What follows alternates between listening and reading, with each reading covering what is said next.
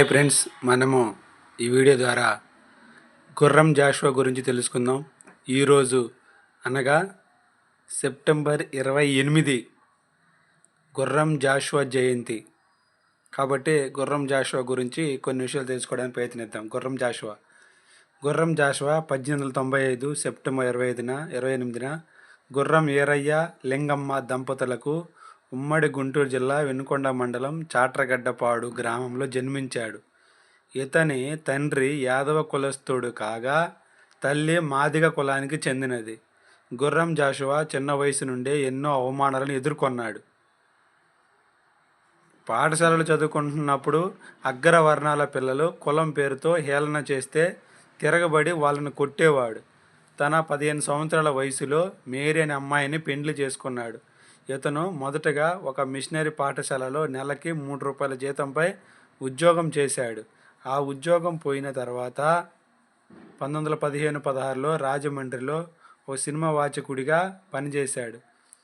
Talkie సినిమాలతోనే ఆ రోజుల్లో తెరపై జరుగుతున్న కథకు అనుగుణంగా నేపథ్యంతో కథకు సంభాషణ చదువుతూ పోవడమే ఈయన పని. ఆ తర్వాత గుంటూరులోని లూథరన్ చర్చి పాఠశాలలో ఉపాధ్యాయుడిగా 10 సంవత్సరాల పాటు పనిచేశాడు. 1928-42 మధ్యకాలంలో గుంటూరులో ఉన్నత పాఠశాలలో తెలుగు పండితునిగా పనిచేశాడు. రెండవ ప్రపంచ యుద్ధ కాలంలో యుద్ధ ప్రచారకుడిగా పనిచేశాడు. జీవనం కోసం ఎన్నో రకాల ఉద్యోగాలు చేసిన జాషువాకు 1964లో ఆంధ్రప్రదేశ్ శాసన మండలిలో సభ్యత్వం దొరికింది. గుర్రం జాషువా యొక్క స్వీయ చరిత్ర. నా కథ. ఇతను 1971 జూలై 24న గుంటూరులో మరణించాడు. గుర్రం జాషువా యొక్క బిరుదులు: కవి కోకిల, కవి దిగ్గజ, నవయుగ కవి చక్రవర్తి, విశ్వకవి సామ్రాట్, కవిత విశారద, మధుర కవి విశ్వనాథ సత్యనారాయణ ఇచ్చారు. మధుర శ్రీనాథ, కవి దిగ్గజ. పురస్కారాలు: పద్మభూషణ్ 1970లో భారత ప్రభుత్వంచే ఇవ్వబడింది. ఆంధ్రప్రదేశ్ సాహిత్య అకాడమీ అవార్డు, కేంద్ర సాహిత్య అకాడమీ అవార్డు 1964లో క్రీస్తు చరిత్ర రచనకు. కళా ప్రపూర్ణ 1970లో ఆంధ్ర విశ్వవిద్యాలయం వారిచే ఇవ్వబడింది. పుస్తకాలు: ఏ సంవత్సరంలో ఏ పుస్తకాలు రాశారో కొన్ని ఇంపార్టెంట్ పుస్తకాలు చూద్దాం.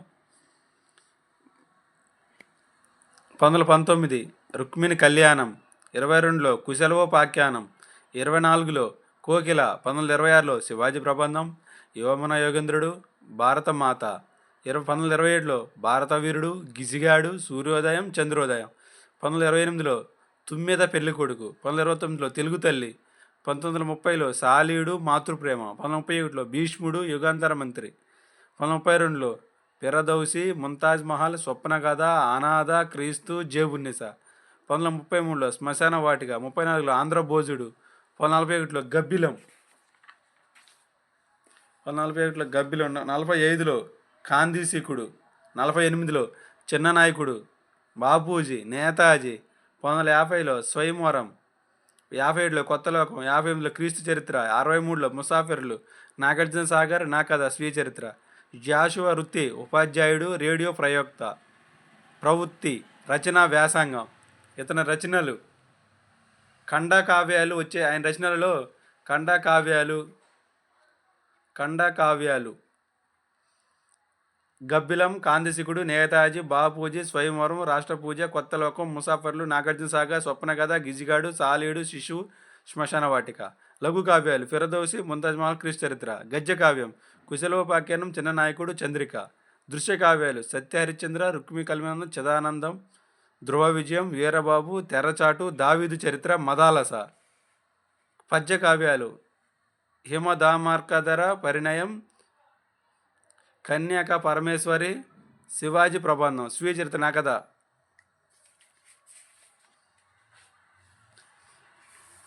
పచ్చి బాలింతరాలు, మా భారత మాత, మాతలకు మాత, సకల సంపత్యమేత అనే కావ్యంను రచించాడు. రాజు మరణించే నొకతార రాలిపోయే, కవి మరణించే నొకతార గగనమెక్కే అనే ప్రసిద్ధ కావ్యం జాషువా గారి ఫిరదౌసి కావ్యంలోనిది. 1933లో విక్రమవర్మదేవ గారిచే జాషువా కవిత విశారద బిరుదు పొందారు. 36లో వినుకొండపుర వాసులచే జాషువా కవి కోకిల బిరుదు పొందారు.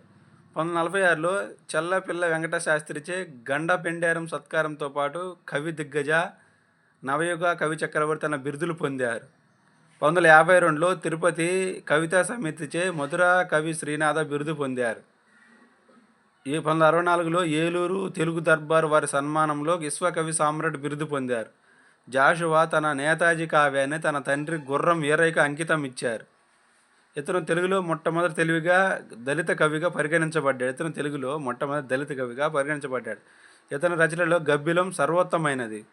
ఇది కాళిదాసు మేఘ సందేశం తరహాలో సాగుతుంది. అయితే ఇందులో సందేశాన్ని పంపే దక్షుడు కాదు, ఒక అంటరాని కులానికి చెందిన కథానాయకుడు తన గోడును కాశీ విశ్వనాథునికి చేరవేయమని గబ్బిలంతో సందేశం పంపడారు. దీనికి సారాంశం, ఎందుకంటే గుడిలో దళితునికి ప్రవేశం లేదు, కానీ గబ్బిలానికి అడ్డు లేదు కాబట్టి. ఈయన రచనల్లో మరో ప్రధాన రచన ఫిరదౌసి. ఈ కథ మహమ్మద్ గజని ఆస్థానంలో ఉన్న ఫిరదౌసి కవి గురించి. అతనికి రాజుగారు మాటకు ఒక బంగారు నాణేస్తానని చెప్పగా ఆ కవి 10 సంవత్సరాలు శ్రమించి మహాకావ్యాన్ని రాశాడు. చివరకు అసూయపరుల మాట విని రాజు తన మాటను తప్పాడు.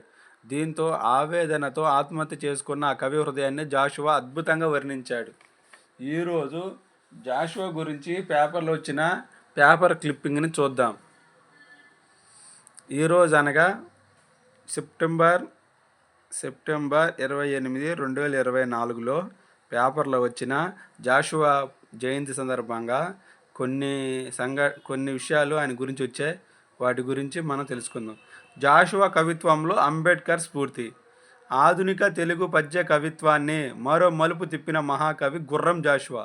బాపూజీ బుద్ధుడు క్రీస్తు నడిచిన వజ్రం మార్గంలో నేనొక అజ్ఞాత ప్రవాసిని అని జాషువా సగర్వంగా ప్రకటించుకున్నాడు. ఈ ముగ్గురు మూర్తుల ఉమ్మడి ప్రభావంతో ఆయన కవిత్వం మానవతావాదానికి మేనిఫెస్టోలాగా దర్శనమిస్తుంది. గాంధీతో భావోద్వేగమైన అనుసంధాన్ని ఏర్పరచుకున్నాడు. గాంధీ మహాత్ముని చెప్పుల జాడలో కాలాడ చరింతునని సంతోషంగా చెప్పుకున్నాడు. కానీ స్వతంత్రానంతరం సామాజిక పరిస్థితులను గమనించిన తర్వాత జాషువా ఎంతగానో మదనపడ్డాడు. అంబేద్కర్ జాషువాల సామాజిక అస్తిత్వం ఒకటే కావడం వల్ల జాషువా వెలిబుచ్చిన అభిప్రాయాలు ఎన్నో అంబేద్కర్ వాదానికి చాలా దగ్గరగా ఉంటాయి. స్వాతంత్ర్యం అనే మంత్రదండం దోపిడీ పాలక వర్గాలను అంతం చేయగలదా? స్వరాజ్య భారతదేశంలో దళిత హక్కులకు హామీ లభిస్తుందా అంటూ బాబాసాహెబ్ అంబేద్కర్ జాతీయోద్యమ పరిమితులను ప్రశ్నించాడు. అంబేద్కర్ లాగా జాషువా జాతీయోద్యమ కార్యాచరణను అనుమానించాడు. స్వాతంత్ర్యం బను స్వర్ణ సౌధమున మా భాగంబు మాకిత్తూరో ఖాతా లేదని ద్రోసి పుచ్చేదరో అంటూ జాషువా ధర్మ సందేహాన్ని వ్యక్తం చేశాడు. వెరపు వలదు నీకు హరిజన సోదర, స్వీయ రాజ్య రథము ఎడలి వచ్చే, లాగి కొమ్ము నీకు భాగము కలదంచు, పాడుచుండే రత్న భరతమాత గబ్బిలం అంటూ దళిత రాజ్యాధికారంలో తమ వంతు భాగం పంచుకోవాల్సిన అవసరం ఉందని జాషువా పిలుపునిచ్చాడు. రాజ్యాధికారం మాస్టర్ కీ వంటిదన్న అంబేద్కర్ దృష్టికి ఈ పద్యమే ప్రబల తార్కాణం. భారతదేశ మహిళల సర్వతోముఖ ప్రగతిని కాంక్షిస్తూ పార్లమెంట్లో అంబేద్కర్ ప్రవేశపెట్టిన చారిత్రాత్మక హిందూ కోడ్ బిల్లును బాబు రాజేంద్ర ప్రసాద్, సర్దార్ వల్లభాయ్ పటేల్ వంటి నాయకులు వ్యతిరేకించారు. ఇందుకు నిరసనగా అంబేద్కర్ రాజీనామా చేశాడు. స్త్రీ జగము దుఃఖము వాపిడి శాసనాలకు నాయకులే విరోధులైనారని ఖండకావ్యం 5లో ఆనాటి నాయకుల సంకుచిత వైఖరిని జాషువా నిరసించాడు. కలడంబేద్కర్ నా సహోదరుడు గబ్బిలం 2వ భాగం అనే పద్యంలో జాషువా అంబేద్కర్ను గూర్చి పరిమితంగా ప్రస్తావించాడు. అయితే అంబేద్కర్ మహాపరినిర్యాణం అనంతరం శ్రద్ధాంజలి శీర్షికతో రాసిన పద్యాలను పరిశీలిస్తే అంబేద్కర్ అద్వితీయ కృషిని జాషువా సముచితంగా కవిత్వీకరించాడని అర్థమవుతుంది. మొత్తంగా జాషువా కవిత్వంలో భీమా శంకరావం స్పష్టంగా వినిపిస్తుంది. Okay, thank you friends.